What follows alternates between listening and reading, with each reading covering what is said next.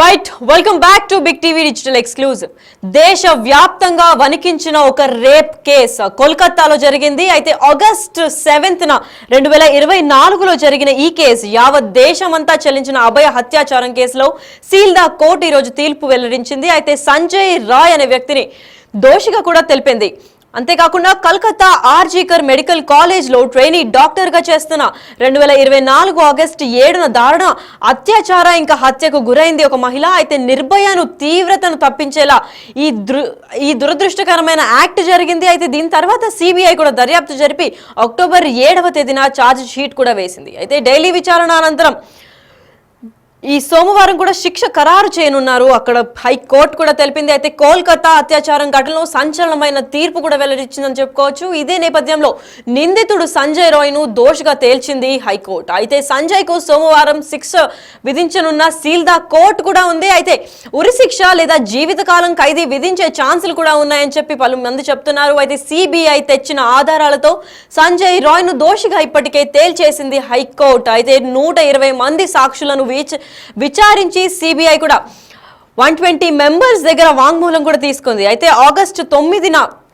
ఆర్జీగర్ హాస్పిటల్లో వైద్యురాలిపైన అత్యాచారం ఘటన మనందరికీ తెలిసింది. అయితే దేశ వ్యాప్తంగా అందరూ వణికిపోయారు. ఈ ఘటన ఒకసారి జరిగింది అనగానే ప్రతి మహిళ మదిలో కూడా భయం వెలిగింది. అయితే ఇదే ఘటన పైన మొదట మెడికల్ కాలేజ్ సూపరింటెండెంట్ పై కూడా ఆరోపణలు వచ్చాయి. తర్వాత సుమారు 10 గ్యాంగ్ రేపులు చేసినట్లు కూడా ఆరోపణలు వచ్చాయి. మొదట కేసును విచారించిన కోల్కతా పోలీసులు తర్వాత నిందితుడుగా సంజయ్ రాయ్ ని అరెస్ట్ చేశారు. అయితే కేసును పక్కదారి పట్టిస్తున్నారని పోలీసుల పైన కూడా తీవ్ర ఆరోపణలు వ్యక్తం చేస్తున్నారు. అయితే ఇదే విధంగా కోల్కతా పోలీసుల పైన సర్వత్రా విమర్శలు కూడా జరుగుతున్నాయి. రంగంలోకి ఇప్పుడు సిబిఐ దిగింది. సో రంగంలోకి ఇప్పుడు సిబిఐ దిగిన తర్వాత కథ క్లైమాక్స్ కి వస్తుందని మనందరికీ తెలుసు. అయితే ఆగస్టు 13న కేసును టేకప్ చేసింది సిబిఐ. ఆగస్టు 13 తారీఖు నుంచి దాదాపు 120 మెంబర్స్ అంటే 120 మందికి పైగా సాక్షులతో వాంగ్మూలం కూడా నమోదు చేసిచ్చింది సిబిఐ. వాళ్ళు చెప్పిన సెంటెన్స్ కూడా నోట్ చేసుకుంది. 1 కాదు 2 కాదు ఏకంగా 120 వాంగ్మూలాలు తీసుకుంది.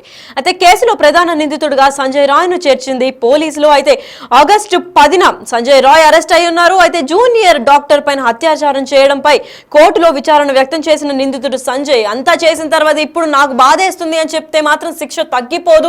అయితే ఈ ఘటన జరిగిన తర్వాత దేశ వ్యాప్తంగా అందరు డాక్టర్లు ర్యాలీలు క్యాంపెయినింగ్లు కూడా చేశారు మనందరికీ తెలిసిందే. అయితే లాస్ట్ ఇయర్ జరిగిన ఆగస్టు 7వ తేదీన జరిగిన ఈ ఘోర ఘటన పైన ఇప్పుడు కోర్టు తీర్పు ఇవ్వనుంది. అయితే ఈ నిందితుడు సంజయ్ రాయ్ అని ఎవరైతే ఉన్నారో వీడికైతే ఈ దరిద్రుడికి అంటే ఈ రాక్షసుడికి మండే రోజు కోర్టు తీర్పు ఇస్తుంది. అయితే ఈ కోర్టు ఎలాంటి తీర్పిస్తుంది, జీవితకాలం ఖైదీగా ఉండి తీర్పిస్తుందా లేదంటే ఉరిశిక్ష విధిస్తుందా అన్న దీనిపైన ఇంకా వేచి చూడాలి మనం. అయితే దాదాపు ఒక 9 నెలల తర్వాత అయితే ఇప్పుడు వీళ్ళకి ఉరిశిక్ష లేదంటే ఎవరు అసలైన దోషి అని దీనిపైన కూడా ఆరోపణలు వస్తున్నాయి. అయితే ఈ ఘటన పైన మరింత సమాచారం ఇవ్వడానికి ఢిల్లీ నుంచి మా రిపోర్టర్ శివ అందిస్తారు. శివ, చెప్పండి, అసలు దోషి వీడే అంటారా లేదంటే వీడికి ఎలాంటి శిక్ష వస్తుంది?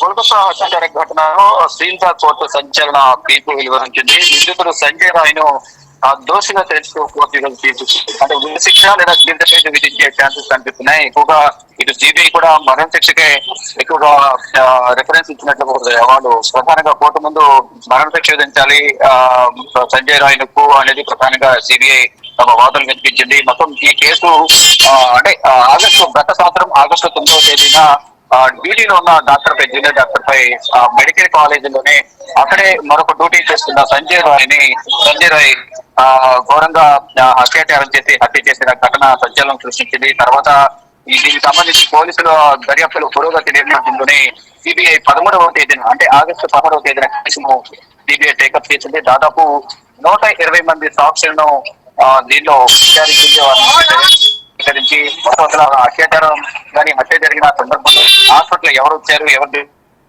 అక్కడున్న మొత్తం అందరినీ కూడా విచారించిన తర్వాత సంజయ్ రాయ్ ని దోషిగా కూడా సిబిఐ చేర్చింది. తర్వాత కోర్టులో వాదనలు ప్రతివాదనలు ఉన్న తర్వాత కోర్టు కూడా సంజయ్ రాయ్ దోషిగా చేర్చుతూ కొన్ని ఆదేశాలు అయితే జారీ చేసింది. దానికి సంబంధించి తీర్పు అనేది ఇవ్వబోతున్న త్వరలోనే. సుమారు దీనికి సంబంధించి గతంలో కూడా దీనిపైన అనేక ఆరోపణలు ఉన్నాయి. సంజయ్ పైన అనేక ఆరోపణలు ఉన్నాయి. దానికి సంబంధించి ఇప్పుడు కోర్టులో సిబిఐ కూడా పలు ఆరోపణలు చేసింది. మెడికల్ కాలేజ్ లోపలి నుంచి గతంలో కూడా ఆరోపణలు వచ్చాయి. దానికి సంబంధించి ఇప్పుడు ఆధారం ఏం లేనట్టుగా కూడా బట్టి ప్రధానంగా అర్థమవుతుంది. ఏదైతే సంజయ్ రాయ్ ఉన్నారో ఆ కుమారు గతంలో కూడా చెప్పిన అది కేసులు గ్యాంగ్గా చేసుకున్నాయి. మొదట పోలీసులు కేసు విచారించినప్పటికీ సంజయ్ రాయ్కి సంబంధించి కేసును తప్పుదారు పట్టిస్తున్నారనేది పోలీసులపై తీవ్ర ఆరోపణలు వస్తున్నాయి. దీని నేపథ్యంలోనే రంగంలోకి దిగింది. ఆగస్టు 10న సంజయ్ రాయ్ని అరెస్ట్ చేశారు. అత్యాచారం చేయడంపై కూడా అంటే జూనియర్ డాక్టర్ పై అత్యాచారం చేయడంపై వాదనలు ప్రతివాదనలు విన్న తర్వాత ఫైనల్ గా కోర్టు కూడా తీర్పు ఇచ్చిన తర్వాత జూనియర్ డాక్టర్ అత్యాచారంపై విచారణ చేసినట్లుగా కూడా తెలుస్తుంది. దీన్ని బట్టి కోర్టు ఎటువంటి నిర్ణయం తీసుకుంటుంది అనేది కూడా చూడాల్సింది. దీనిపై మాత్రం తీర్పును సోమవారం కోర్టు తీర్పు వెల్లడించే అవకాశం అయితే ప్రధానంగా కనిపిస్తా ఉంది. అంటే జీవిత ఖైదునా లేకపోతే మరణ శిక్ష, సిబిఐ అయితే మరణ శిక్షకు వేయాలి సంజయ్ రాయ్ కు అనేది, అంటే భవిష్యత్తులో ఇటువంటి ఘటనకు పాల్పడే వరకు ఒక గుణపాఠంగా మారాలి అనేది ప్రధానంగా సిబిఐ విచారణలో భాగంగా అనేక మంది ఉరిశిక్ష తీయాలనేది కూడా ప్రజల నుంచి ఎక్కువగా డిమాండ్ వినిపిస్తోంది. దానిలో భాగంగానే సిబిఐ కూడా తన ట్రాక్ రికార్డు నేర చరిత్ర అంతా కూడా చూసిన తర్వాత మరణ శిక్ష విధించాలనేది ప్రధానంగా సిబిఐ కూడా తమ వాదనల ద్వారా శ్రీల్దా కోర్టులో ఏదైతే జిల్లా కోర్టు ఉందో కోల్కతాలో శ్రీల్దా కోర్టులో వాదనలు వినిపించారు. దానికి అనుగుణంగానే సిబిఐ వాదనలతో ఏకీభవించిన కోర్టు దోషిగా సంజయ్ రాయ్ను తేల్చింది. ఇక ఏదైతే గతంలో ఆరోపణలు వచ్చిన విధంగా సూపరింటెండెంట్ ఎవరైతే ఉన్నారో ఆ సూపరింటెండెంట్ పై కూడా అనేక ఆరోపణలు వచ్చినాయి. దీన్ని బట్టి ఆ సూపరింటెండెంట్ పాత్ర లేదు అనేది ఇప్పుడు దీన్ని బట్టి కొంత స్పష్టమవుతా ఉంది. తర్వాత ఫర్దర్గా ఇప్పుడు కోర్టు ఆదేశాలు ఇచ్చింది కాబట్టి, అంటే ఏదైతే దోషిగా తెలుస్తూ ఆదేశాలు ఇచ్చింది దానికి సంబంధించి శిక్ష జీవిత ఖైదు విధిస్తారా లేదా మరణ శిక్ష విధిస్తారా అనేది కూడా కోర్టు తీర్పు అర్థమవుతుంది. కానీ ఫైనల్ గా వాదనలు ప్రతివాదనలు ఉన్న తర్వాత సంజయ్ రాయ్ విచార వ్యక్తం చేసిన నేపథ్యంలో విచార వ్యక్తం చేసినంత మాత్రం పోయిన ప్రాణం తిరిగి రాదు, వారి కుటుంబ సభ్యుల మనోవేదన కానీ వారు పడిన బాధ కానీ తిరిగి రాదు. కాబట్టి డెఫినెట్ గా మరణ శిక్ష విధించాలనేది దేశవ్యాప్తంగా కూడా ప్రధానంగా డిమాండ్ వినిపిస్తూ ఉంది. కానీ కోర్టు ఎటువంటి నిర్ణయం తీసుకుంటుంది, అంటే పశ్చాత్తాపం వ్యక్తం చేశారు కదా అని అన్న కొంత శిక్షను తగ్గించే విధంగా మరణ శిక్ష కాకుండా జీవిత ఖైదు విధిస్తుందా లేకపోతే ఏం చేస్తుంది? ఆ కోర్టు నిర్ణయం పైన ఇప్పుడు అందరూ ఉత్కంఠగా ఎదురు చూస్తూ ఉన్నారు. Right, thank you so much for the information Shiva. Yes, అయితే ఇప్పటికే సిబిఐ దర్యాప్తులో ఈ కేసు సిబిఐ చేపట్టిన తర్వాత ఎంతో కీలకంగా మారింది. అయితే తొందరగా ఛార్జ్ షీట్ దాఖలు చేయడంతో దీని ద్వారా కూడా న్యాయం జరిగేందుకు కృషి చేసింది సిబిఐ. ఎస్, సీల్దా కోర్టు తీర్పును కూడా ఇచ్చేట క్రమంలో కోర్టు నిందితుడిగా దోషిగా తేల్చింది. అయితే సంజయ్ రాయ్ ప్రధాన దోషి అని కూడా తేల్చింది. దీని ద్వారా బాధితురాల కుటుంబానికి న్యాయం జరిగేదని భావన కలిగిస్తోంది ఇప్పటికే కోర్టు. అంతేకాకుండా సోమవారం శిక్ష విధించబడనుంది. ఈ కేసులోని తీవ్రతను దృష్టిలో ఉంచుకొని కఠిన శిక్ష విధించాలని సమాజం కూడా కోరుతోంది.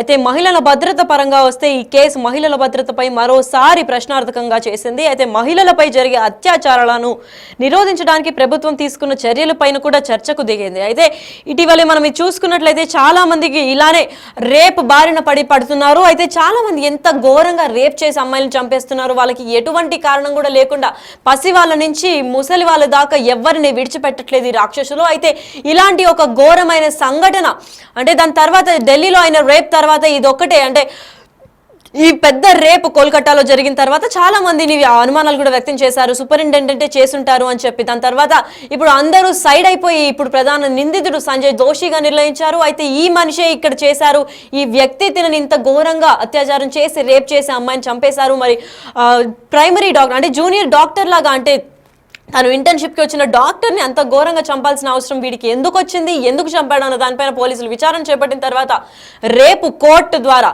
అంటే సిబిఐ సీన్లోకి ఎంటర్ అయింది కాబట్టి ఈ కేసు కూడా క్లోజ్ చేయనున్నారు. అయితే రేపు సీల్దా కోర్టులో వీడికి ఏం తీర్పు ఇస్తారో అని చూడాలి. వాడేనా దోషి, అసలు ఉరిశిక్ష వేస్తారా, లేదంటే వీడి ట్రాక్ రికార్డ్ ఇది ఫస్ట్ టైం చేసిందా, లేదంటే ఇంకా ఎన్ని ఘోరాలు చేశాడు వీడు, మొహం చూస్తుంటేనే చాలా అత్యాచారాలు ఇంకా హత్యలు చేసినట్టు తెలుస్తుంది. అయితే వీడి ట్రాక్ రికార్డులో ఇంకా ఎంతమందికి ఇలా అన్యాయం చేశారు అని చెప్పి దాన్ని పట్టి వెల్లడించి కూడా పోలీసులు ఇంకా హైకోర్టు కూడా ఎటువంటి శిక్ష వేయాలి అని చెప్పి నిర్ణయించుకునే విధానం కనిపిస్తోంది. అయితే ఇదే నేపథ్యంలో ఉరిశిక్ష వేయాలా లేదంటే జీవిత కాలం ఖైదీగాని లోపల ఉంచాలా అన్న దీనిపైన కూడా చర్చ కలుగుతోంది. అయితే అందరూ బాధితురాల సైడ్ ఒక డాక్టర్ కాబట్టి ప్రపంచ వ్యాప్తంగా కూడా అవేర్నెస్ కల్పించి క్యాండిల్స్ వెలిగించి క్యాండిల్ మార్చ్ ఇంకా క్యాంపెయిన్స్ కూడా చేయడం జరిగింది.